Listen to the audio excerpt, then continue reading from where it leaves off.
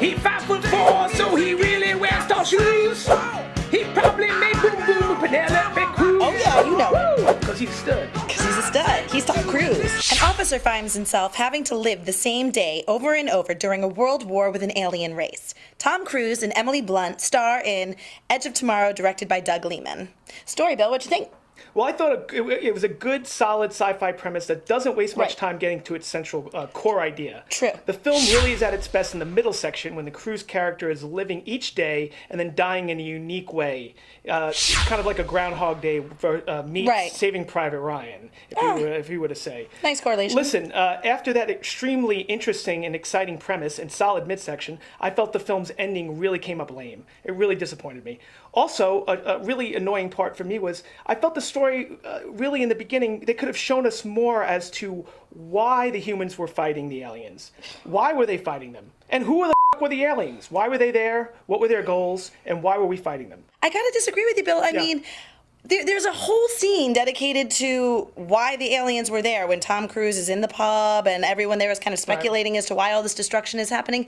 And he clearly has a line that says, why does it matter? Because in this film, it wasn't about that. And I don't think that we needed any more information as to why they were there. World domination. There you go. Boom. Simple. There you go. I love this story. I thought it was clever and funny, suspenseful, and original. And each time the days reset in that very Groundhog Day-esque fashion, we are given just enough information, in my opinion, so we know exactly where and when we are and what's changed to affect our current time. You know, not only is the story not redundant, but done in a way where I kept wanting more. What'd you think, Erin? Some of the acting in Edge of Tomorrow. Oh, the acting was superb and specific. Emily Blunt was perfectly cast. She is tough and tenacious. Finally, the return of the Sigourney Weaver, Linda Hamilton female badass that can fight aliens and robots and be believable doing it. Without the bad 80s haircut. Not some skinny chick running around in high heels. I mean, she... Transformers. Yeah, she really... Right? Like How do they run around from aliens with high heels? Anyway, I know. Good point. She looked the part. I mean, when we first meet her, she is lean and mean and balancing on her hands in a do not enter area where there's all this stuff that can kill you.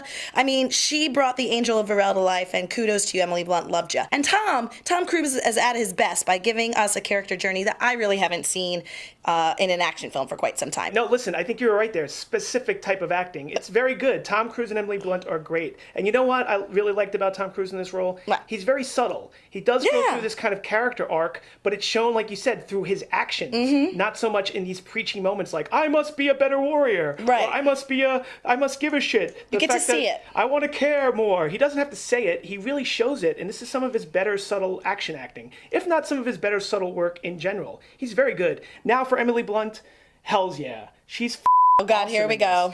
Physically, listen, you look at her, you don't need a backstory, you don't need a speech, you don't need subtitles, you don't need a title card. You just know that this biatch, and I mean that in the best way, has been through hell and she kicks ass. Means business. And the way she kicks ass is awesome. My only real complaint are the side characters. I know we have the jargon guys, the military guys, the guy from here, the guy from there. It's been going on for 50, 60 years.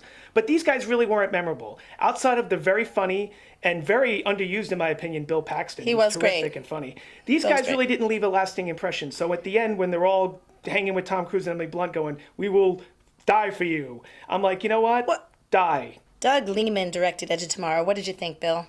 You know what? He's known for his directing in Swingers and the Firstborn film that really launched the series. Listen, he's a really talented filmmaker. Absolutely. He knows how to make a movie. He's really good with actors. And you know what? I thought the film moves really beautifully throughout the first 2/3 of the film. There really is, and I can't stress it enough. There's a fantastic middle section where Cruise keeps repeating the same thing. It's really terrific action filmmaking. It was well done because it's really well done. The CGI is great, and you don't lose the characters and all the madness. You actually get to see the characters reacting to things, and that's not easy to do, and the director did a great job making that action clean, clear, and quite powerful. But that final act, man, god damn, that written by committee final act that gets every talented young filmmaker who does a big budget film. This is Doug Liman's biggest budget by far, and I felt he fell prey to that. I thought the director did a great job executing the story. It gave me interesting and entertaining characters that I cared about. Skinner, Griff, Kimmel, the ones you didn't want. You wanted They them all killed died, off. yeah. I really enjoyed the whole picture. I really don't think it fell apart at the end. I find it so hard to believe that you call that falling apart. Yeah, it got obvious and tedious pretty quickly. I was really let down by the final act.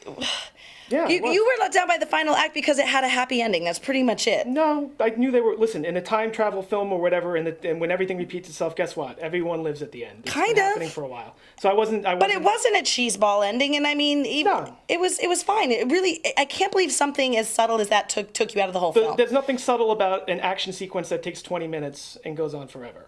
I would have liked a more subtle ending. Something with a little bit more thought behind it. Maybe the characters acting in a unique and clever way outside of I have to take a grenade belt and blow up the mother orb or whatever the it was.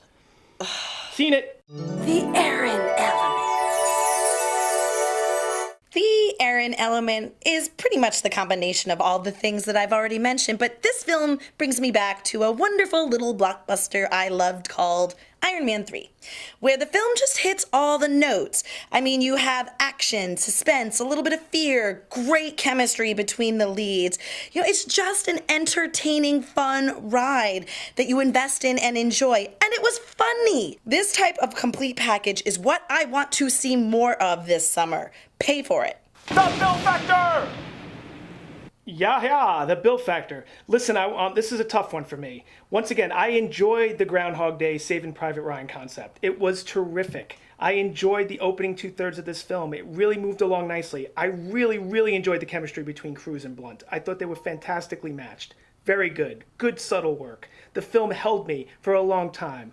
But that final, that moment when you could feel it all coming apart, when the film is moving along, and you go, no, don't do it. Don't go towards the big, dumb Hollywood ending. Don't make everything so obvious. Don't show me all your best stuff the first hour. I could feel it not going to work out. I could feel it in my puppet bones. So I was truly, truly disappointed in Act 3, and that really took me out of the film. A close call, a lot to admire, a lot to like in Edge of Tomorrow. But I have to say, wait for it. I'm taking these. I'm going to take them. Dance, cool. I'll bring them back. Later. I'm going to look for Emily Blunt. Somebody get my agent. Run, on the girl, phone. run. Let's get a Blunt Lawrence powwow conversation. Let's do it in Hollywood. Let's do it puppet style. There's only one kind of Blunt you'll get, Bill, it's not Emily. Let's get an antipesta salad. Open a bottle of nice Chianti. No, we got to do chilled red. So let's do rosé. And I'll be like, ladies, here's the deal. I love you both. I'm not saying equally, Jennifer. You've seen the reviews. I love you to death. But Emily Blunt has come along and has done this kick-ass role, and I think we should have an honest conversation about who I'm going to sleep with first. Anybody?